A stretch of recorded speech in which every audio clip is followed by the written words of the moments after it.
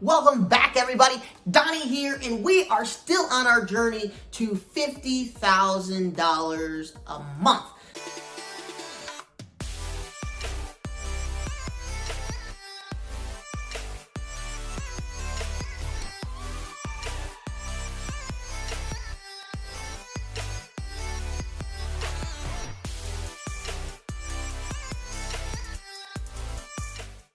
Now, I'm here every week, every day to try to help you guys reach and obtain your goals, whether that's to hit the 2 Comma Club, doing over 7 figures or $1 million in a year, or if you want to obtain that $10,000 extra a month, $5,000 extra a month, $50,000 extra a month. I've been focusing on the $50,000 mainly for the reason that I believe it provides a lifestyle that allows you to do whatever you want, whenever you want, and is not really crippling to your time, and it's a business that you can run efficiently if done right. And I want to show you how to do that so you can start making $50,000 a month and living whatever kind of lifestyle that you want and putting it on autopilot. And so today, I really wanted to discuss the topic of the customer relationship. This is a very important thing, and if you think about this and you're able to conceptualize this, this will help you in everything that you do in terms of anything that's customer facing and understanding each path and each journey that your customer is on, so that way you can hopefully get that person to a conversion. And the main thing about this is I look at this in 3 phases, and this is just typical throughout the marketing industry, and I look at it as an in-person relationship. I try to manage the online relationship almost the same way that I would manage an in-person relationship with somebody, and I like to think about it that way because it gives me the ammo that I need to actually go and figure out how to communicate with that person. And so in the online world, we really have 3 types of leads, right? There are 3 types of prospects, however you want to look at it. We have a cold prospect, we have a warm prospect, and we have our hot prospect. Now, when it comes to our cold prospect, this is going to be somebody who has never heard of us, who knows nothing about us. We're just seeing them for the first time. Our warm prospect probably has seen us around. Maybe they know us. Maybe they see us walking down the street, whatever it may be. They say hi. You have a familiar face, right? This is our warm prospect. And then our hot prospect, this is almost just like a friend, right? This is somebody who comes up to us and shakes our hand. Hi, how you doing? They ask how the family's doing. So these are the 3 phases of our prospects. And it's really important to understand where each of your prospects or leads is in this journey. As you're progressing your business, you want to make sure that you have these 3 journeys separate, right? Because we want each customer to feel like we're personalizing this experience to them. And the more personalized you can make this automated process, the easier it is to convert somebody from a cold prospect to a warm prospect to a hot prospect and ultimately to a buyer. And so how I like to look at a cold prospect is, number 1, it's somebody that I've never met before. They're on the street, maybe I see them at the store, whatever it may be. There's somebody who has never seen me before, who doesn't know me, who doesn't recognize my product, who's not familiar with my brand. And so I need to make an introduction.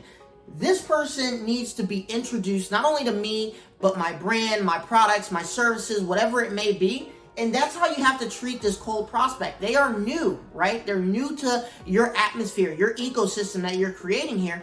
And so you need to treat it as such. You need to make sure that you're offering a warm welcome to that person and giving them something that makes them attracted to whatever it is that you're doing. If that's your brand, if that's your product, if that's yourself, if that's a service, whatever it is, we need to do something that's gonna warm them up and introduce ourselves or our brand to this person just the same way as we would if we saw somebody that we've never met on the street and we wanted to go up and introduce ourselves to that person.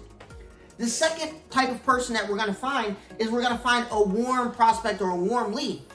This person has been introduced, they're familiar with our brand, they've seen it before, maybe they've seen our product, maybe a friend has told them about our product, maybe they've seen one of our ads running before, they've seen us jogging down the street, they live in our neighborhood, we've seen each other at the grocery store, whatever that may be. This is somebody who's semi-familiar with you, right? So they're not looking at you like you're a stranger, they're not looking at you like you're potentially a threat or anything like that. They feel comfortable enough to maybe say hi, make eye contact, and so this is a warm prospect.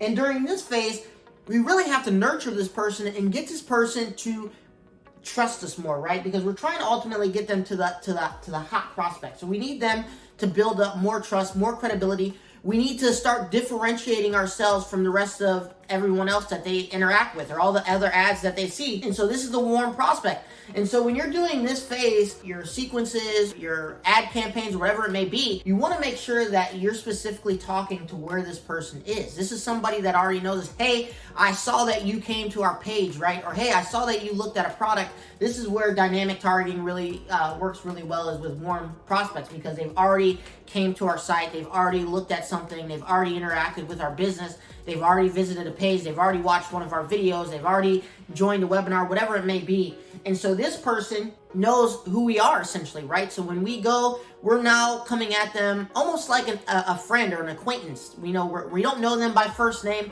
but we know them enough to say, hi, how are you doing, right? So that's where this person is, and you need to make sure that your journey reflects that.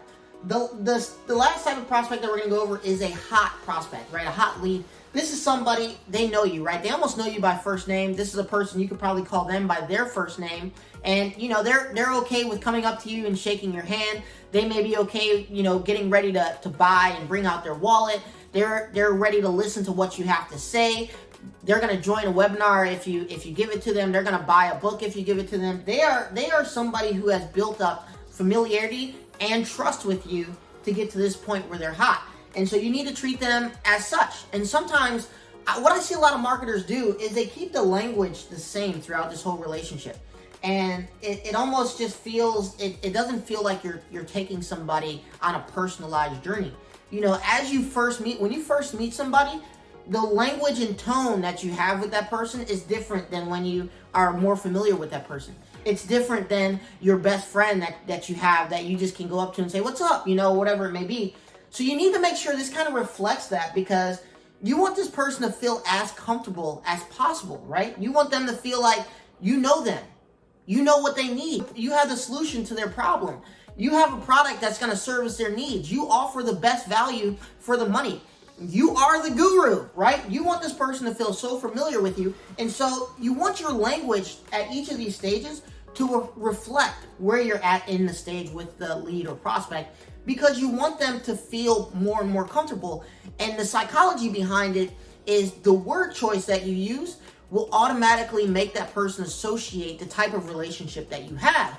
And so if you're not using language that reflects where each stage of the process, you're not making them feel comfortable, right? If I'm still using the same language with them that I used when they were cold, there's not really a lot of trust built there. There's not really a lot of familiarity built there. There's not really that person-to-person relationship. And so we need to progress our language and our tone and how we communicate with that person, because we need to make sure that we're setting off these psychological triggers that make that person automatically say, oh, I think I really do know that person. I really feel like I can trust that person. I really feel like that person has the right solution for me. And so this will ultimately make that person want to pull out their credit card and say, hey, I'm ready to buy. I'm ready to endorse. I'm ready to do what you tell me to do, because we built trust. And the way you're speaking to me makes me feel like you're a friend, makes me feel like I can trust you, makes me feel like you have my best interest in mind. And when you get to that point, it becomes a lot easier to turn that person into sales. And I'm not just talking about one sale, I'm talking about multiple sales, right? Because this person, if they built up trust with you and they feel that you have their best interest in mind, they're going to keep spending money with you because they feel like they're getting value from it. And so I would encourage you to look at this almost just like your normal day-to-day relationships. A lot of people get to, what kind of language should I use? How should I talk? How should I do this? Like, it's a whole new dynamic to their life, right? But you've been doing this your entire life. You just need to translate it into written language online or sometimes in video, whatever it may be, but you need to understand where each person is. You naturally are doing this already with your family, friends, people that you meet on the street, coworkers. If you start a new job, right, you're in the cold phase, and then as you warm up, you notice the progression of the relationships you build. You need to treat your online business and the way that you interact with people online this exact same way. Make them feel like they can trust you. Earn their trust. Build some rapport. And then get to the point where you can suggest anything that you want to them, and they're going to feel comfortable buying because they feel like you have their best interest in mind. Now, we're on a journey to $50,000, and I know we're getting there. I'm getting you guys there, and if you're implementing and integrating these steps that I'm taking and that I've been walking through, you're going to get there faster than you think. but I want to make sure that you don't miss anything. So make sure you like and subscribe so you don't miss one video, because I want you to get to the $50,000 a month. It is easier than you think. And if you just follow these steps and you learn along the way and you implement as you learn, you're going to get results. Donnie here. I hope you guys have a great day.